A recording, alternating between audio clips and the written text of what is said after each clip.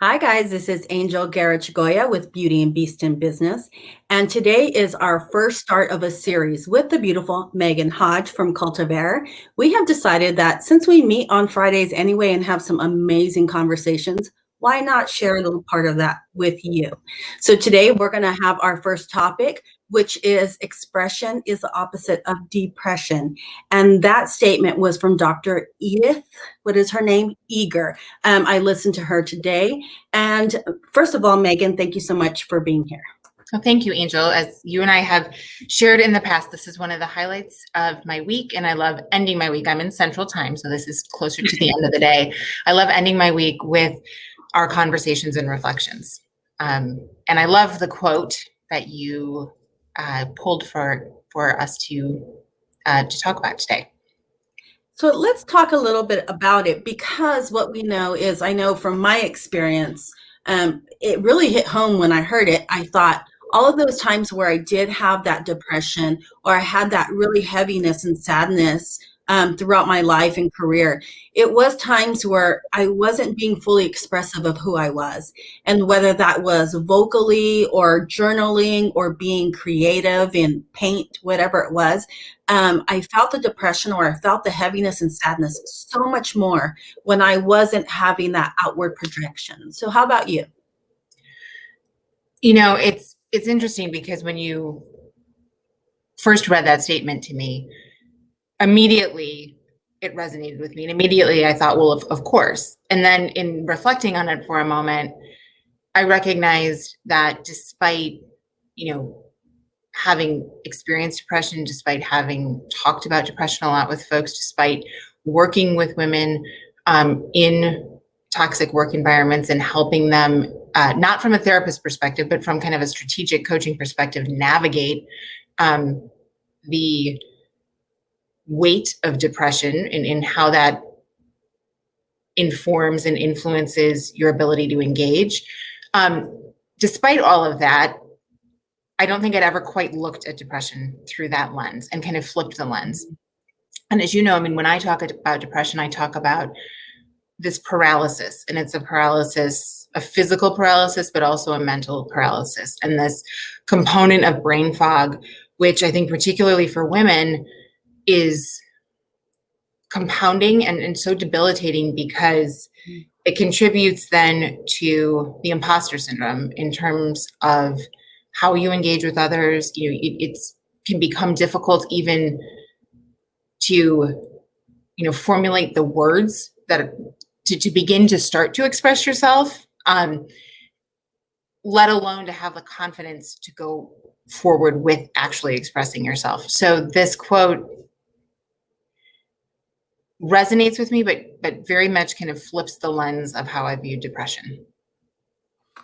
Yeah, I feel like it is so powerful because, each one of us, first of all, you're so right about having the inability sometimes to actually even express it, right? And then depending on our personalities and whether we are empathic, and sometimes we kind of, I would say, swallow all of it, which can feel like we're drowning. And it's much harder to kind of remove ourselves from those positions and say, well, how do we create something out of nothing? Sometimes that's what it feels like. But also recognizing that I know journaling was, a simple an easy way to really get started on for me and for so many other women on how to start working through this, or actually just putting our feelings, our thoughts, our emotions down on paper for us to have, not for anybody else, but simply for us. And it's a kind of therapy that we work our way through, and it's just recording every day for a few minutes what it means to us and in our position. And then when things start to change, or when we have the ability on those better days to put down how we want to goal set, or maybe something great that happened today that we can pull from and say, okay, well, that's possible tomorrow as well. So how do we start planning for that tomorrow? Um, it's depression can be such a hard thing, and most of us, I always like to say, we wear two faces, and it's not that we mean to, but we have to present ourselves in a specific way, whether it's in the business world, whether it's to our family, because as women, we are known to, or expected to, be able to hold down a job, hold down the house, hold down the kids, and not really feel a lot of that, and I think that we don't talk about that enough.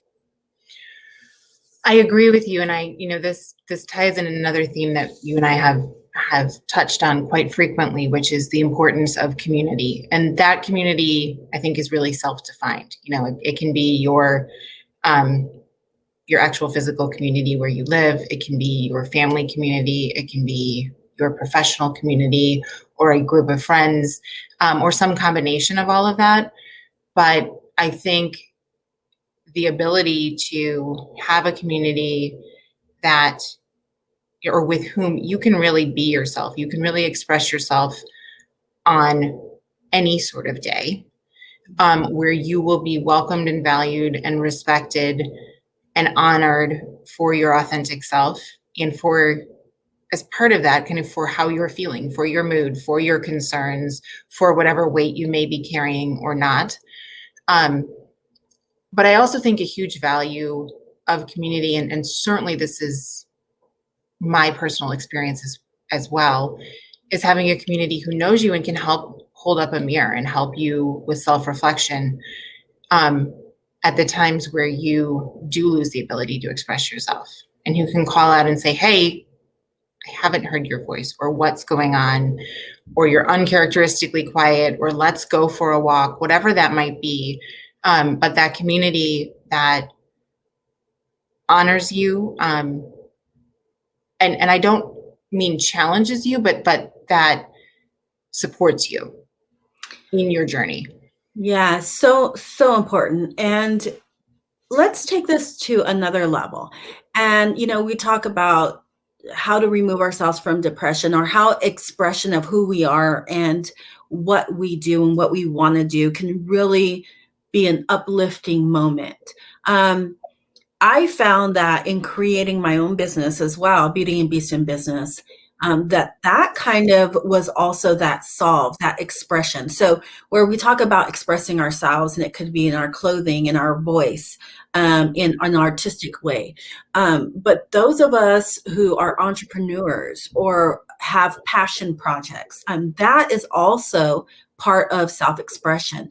And when we put our hearts and our minds and our love into either a business or a passion project or a nonprofit organization, that is a part of our expression that can help lift us out of a dark place as well. What about for you? I think that's absolutely the case. And I know, from my own personal story and my own lived experience, it was coming out of a time of, really significant depression that caught me off guard, and really surprised me, that led me to where I am personally and professionally today. And I think the sentiment and the kind of overwhelming feeling that I remember from that time was of this paralysis, of not being able to engage. I could be sitting in a room with my kids and I wouldn't be able to really engage with what was going on. I could be on a call with work and I couldn't engage with what was going on. I didn't have a desire to be socially out with friends or out with my husband. And a huge piece of that was this inability to express to myself how I was feeling, let alone externally. Mhm. And, I mean, we talk about depression, but neither of us are trained professionals. I always, Right. I'm the first Right, person to we're coming recommend from a personal engaging, right, engaging with a trained professional. yeah. And I probably recommend this incredible women's mental health center that I work with, probably at least once a week to individuals, and just say, it is helpful to have someone this is their expertise, and to help you with your journey. And what I view that process for me was, that was reclaiming my voice. And ever since I did, um, I have never wanted to waste it. I've never wanted to be in a position where I felt like I couldn't express or didn't want to express myself. But that has also become part of my mission and what I do professionally, which is to help women honor and own, and in some cases, reclaim their voices. And so I think getting back to your underlying point with this ability to be authentic, this ability to, authentically own your voice and express yourself becomes even more invaluable if you've ever lost it. And I do agree with you. I think that leads a lot of women into entrepreneurial paths. And quite often you will see they are tied somehow with fostering or supporting or championing other women's voices as well. So before we close down our few minutes on this a really topic and passionate conversation that I know we can go on for hours. Right? Yes, you can. You know, what would you like to tell our viewers about, just maybe one or two gold nuggets about trying to help themselves in a situation of learning how to be creative or expressive of who they are in order to kind of uplift themselves from maybe a place that might be a little darker than normal? So I think I gave one of my nuggets. My first nugget is always to engage a mental health professional. You invest in yourself, whether it's in clothes you wear or products you put on your face or getting your hair cut, or working out or belonging to a gym, you should absolutely honor and feel no stigma in investing in your overall well-being. And that includes your mental and emotional well-being. And the second, I guess, nugget I would give with that is be intentional about your voice. Challenge yourself daily to say, have I felt like there has been an impediment to me using my voice? And if so, what is that? Have I used my voice today? Do I feel like I've honored my authentic self today? Because it's really easy with all of the other hats we wear and responsibilities that we bear to have our voice and have our expression get lost in the shuffle. And I think you have to be incredibly intentional about that.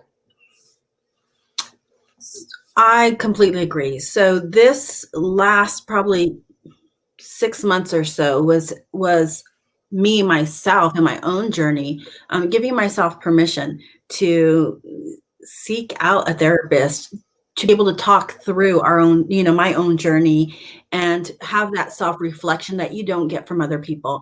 But again, we kind of pointed on giving ourselves the permission to do that and recognizing that there is no stigma to it. Yeah, it's a strength. It's Right. not a weakness. Right. It is a strength because we grow from there. And thank you so much for this conversation. For those of you who are out there watching us and those viewers, we hope that these few minutes were full of something that meant something to you, that you can take within and learn from or rewatch.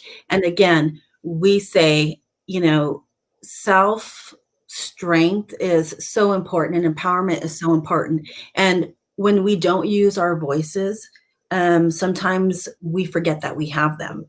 And it is hard to restart and to find that and to shake off the dust. But within doing that, the more that we use it, the stronger it becomes. And those who are in your community or around you who need to hear your story or what you have to say are going to be attracted to you. And that's how we create community. Megan and I are so glad that you could spend a few minutes with us, and we can't wait to see you again soon. Yeah, thank you very much. Thanks, Angel.